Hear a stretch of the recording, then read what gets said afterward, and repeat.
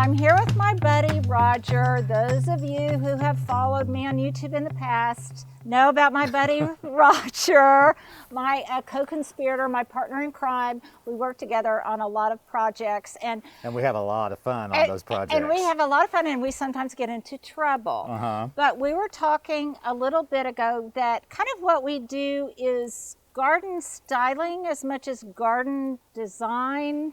Well, usually when we're working together on a project, it's something that's super, super detailed. And when it really gets down to those final details where that really, really makes the difference, and working for friends who appreciate that extra step and the extra details.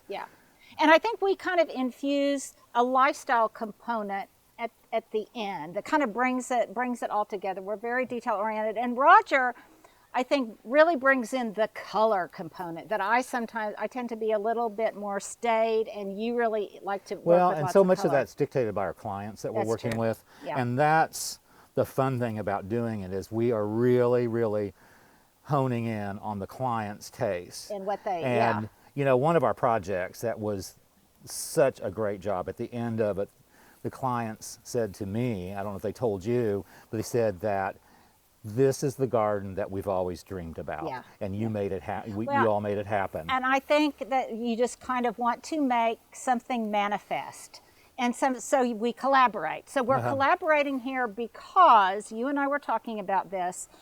So many of us are going to be celebrating the holidays, whether it's Thanksgiving or even Christmas, in different non-traditional ways. And one of those non-traditional ways may be, to the extent possible, doing it outside.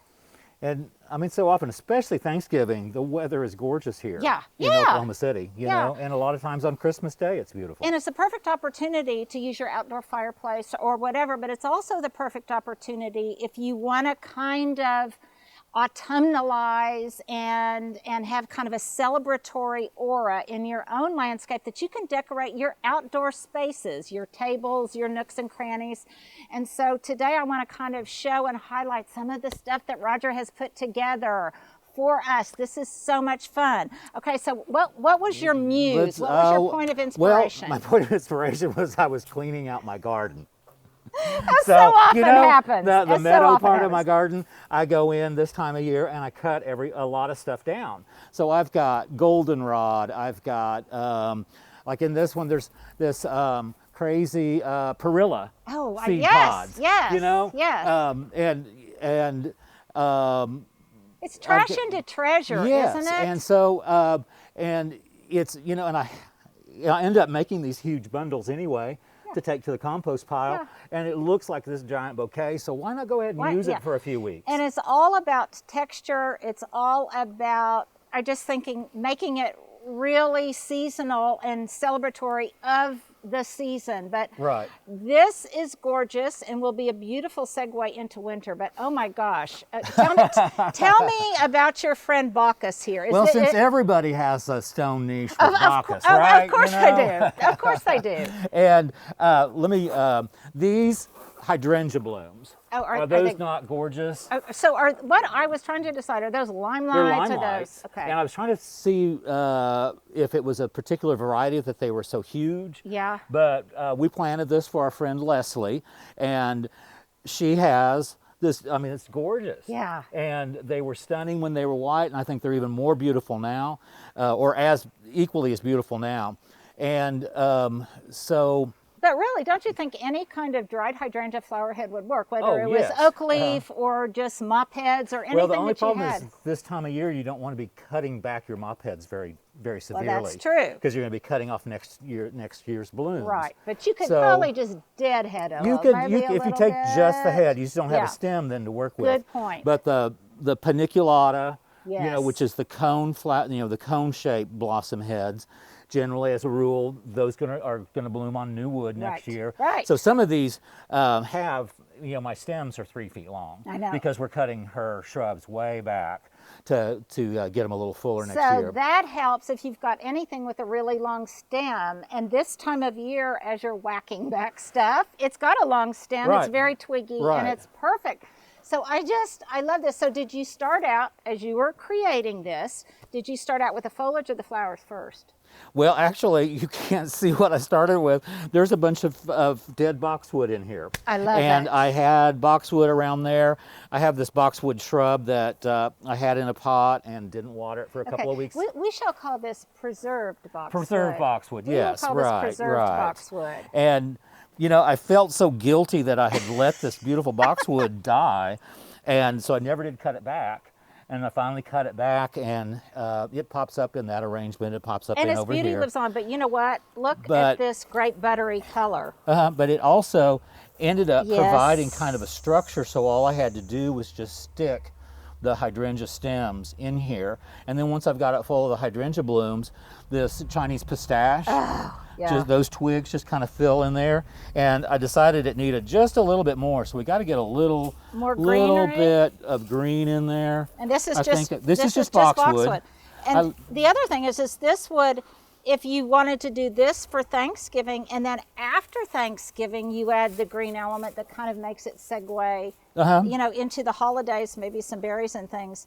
It's really just stunning. And I love, if you're looking for a really beautiful tree in Oklahoma that has gorgeous foliage, that ice storms notwithstanding does well in Oklahoma, then a Chinese pistache is just a wonderful contribution to the landscape, don't you think? Well, this year, because of the ice storm, I've got so much to work with off of the trash pile. Yeah. You know, there's so much. And driving around town, I look at the trash piles and think, oh, look at those willows. I know. Would that yellow stem be beautiful? You find yourself stealing from other people's. Oh, yeah.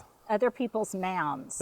Yeah, before when my large pile I'm diverting it from the landfill. Exactly, and when my large pile of debris was being cleaned up, I found that before they took it away, I kept saying, okay, but I want to save that, I want to save that because it's just so organically beautiful, Roger. Oh yeah, there's just so much of it. You really don't want to let go of a lot of it. Yeah. You know, when I was making my piles, I kept thinking, gosh, look at the end of that pistache trunk. You know, I need to cut about 20 sections off of that. Yeah. And speaking about just detail, as tragic as storms are, they do make you appreciate the beauty of just each element that goes into growing a gorgeous tree. Now, I want to say something before I get 15 million questions on it. I won't make you commit now, but everybody wants to see Roger's garden, and we will next spring. In the spring's the best time. Yeah, in the spring's the best time. Roger's the only person I know that intentionally plants invasives, things that spread with abandon. I'd rather go out and pull stuff out rather than have to spend all my time or money planting. Yeah. And I'll do a couple of invasive ground covers, let them battle it out, see who wins. Yep. Because in Oklahoma, it's kind of hard to grow anything. So if something is invasive, sometimes we allow it to take off. Okay, let's come over here a little bit. And what you've done is kind of repeat this. Is this quaking grass? It's northern sea oats. Okay, and again, sea oats. I was cutting some back in my garden, so I grabbed a handful of that. I love it. What I've done here is the pot has potting soil. Yeah. And there's a tutor, kind of like the tutor behind you. Like this one? Okay. It's just an iron tutor that gives me the framework that some of the stems are stuck down into the soil, some of them are just stuck into the tutor. And then after a while, you get so much mass in there that they kind of support each other. Okay, that's brilliant idea, brilliant architecture. I thought, just to give some life to it, this Chamaecyparis. Yeah, it's one of the Southern Living. Yeah, this is one of the Southern Living plants that I'm trying for the first time, and I think are you trying it for the first time? This is Dragon Prince Cryptomeria, full sun. Oh, Cryptomeria, sorry. Cryptomeria, but you know what? It looks like a sedum almost. It does. It's just so lush and gorgeous. Have you had? I will admit I've not had good luck with Cryptomerias in the garden. I usually, if I'm going to use them, I'm going to use them as a pot plant. Well, where they're a little more, I can move them if they're not doing well. Yeah, and the thing, and I don't, at least this one states it's for full sun. So maybe we'll see. Well, but But Oklahoma City full sun is different than other people's full sun. So, but this is Southern living, and they do concentrate on Southern plants. But you know what? This is just one of those kinds of things that now is the perfect time to try it because it's wintertime and it's a beautiful evergreen. Right. And we're going to kind of use it there. And then when all this comes out, you've still got this in place, and we can create a whole new montage. Right. So tell me, okay, what is this like? That's a juniper. Yeah. Arizona cypress would be a great look for that too. This is an oak. And even this viburnum next to it is a great beautiful color. That's an arborvitae. Okay, look at this mound. Isn't that great?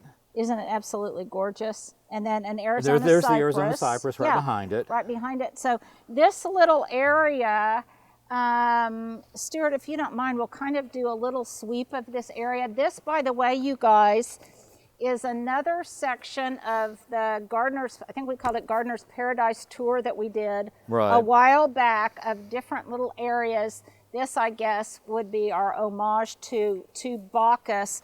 But there's all sorts of fun things over here.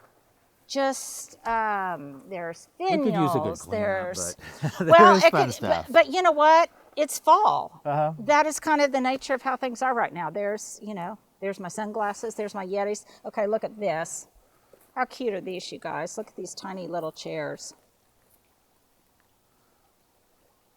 So it's just fun. It is. I think gardening isn't just about being staid and serious and keeping things alive or not. It's about. And some of this is kind of intentionally arranged. Yeah. And other parts of it are just kind of thrown haphazardly. But it's fun. It's fun whimsy, and these are kind of fairy gardenish in a way, and I just love all of these fun things. It's kind of gardener's porn. Where you just see all these things, you think, I could use that in my garden this way or that way, whether it's a finial or a garden ornament or a tutor or we're going to have a drinking game going here with finials. Yes, we because we've got you just hit on finial. We've got the fleur-de-lis finial on the tutor over here. And your favorite finials on top of the niche, the flame pots. We are finials obsessed. I think you and I talked at one time that we should do a tour of this place just with finials. We've got enough to do a tour. Okay. Well, let's wrap this one up. Thank you, Bacchus. Yes. Thank you, Roger.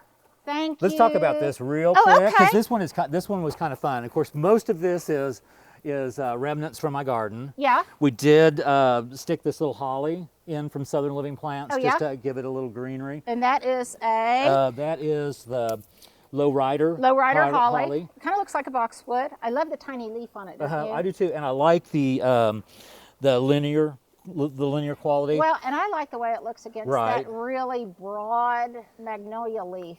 I always think of a line form like this, kind of like a sketchy line in a pencil sketch. Yeah. And this, again, this is just full of potting soil, and I used a kind of an armature of the soapberry.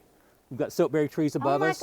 And through the ice storm, there's a lot of soapberry branches on the ground, so those are just stuck in the soil to provide an armature, and then after a while you get so much mass built up. And you've got some more of your preserved boxwood. Yeah, preserved boxwood. In here. This is Baptisia. I love that the leaves turn black. It almost looks black. That would be great for Halloween decor. And this. Is this yew? We've got yew, magnolia, another type. These small little limelight. And then are these resin or concrete. These stone? These are concrete. And here. I actually have a wreath form, a wire wreath form laying down. So these are actually tucked into the wreath form. Stuart, can you show over here? Now this is an excellent way to use a wreath to do on a tabletop for a centerpiece or something. Yeah, and of any size. This one is mammoth, as things in this context would be, but on a smaller scale that would be really fun. Tell me what these large... Those are, let me grab one. Just went, down to the cane brake. Okay. And yes. you know, so I went ahead and stripped these off because with these being cut, these are going to wilt before they dry. Yeah. And then again, I've got a good stock to just stick into the soil. I bet you always have a pair of pruners in your car. I just do. in case you go someplace and you see something that's wonderful for foraging, because fall is all about foraging. This is just, you've just gone above and beyond. It looks absolutely breathtaking.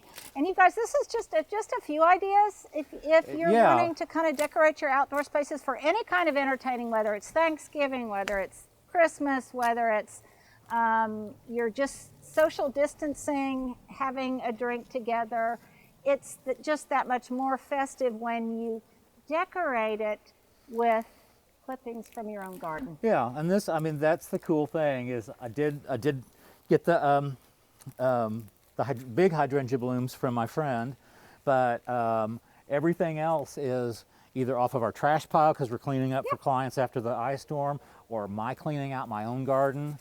It brings a whole new meaning to recycling. Right. To recycling. Thank you. It's always fun. We'll do it again. All right. Thanks, guys.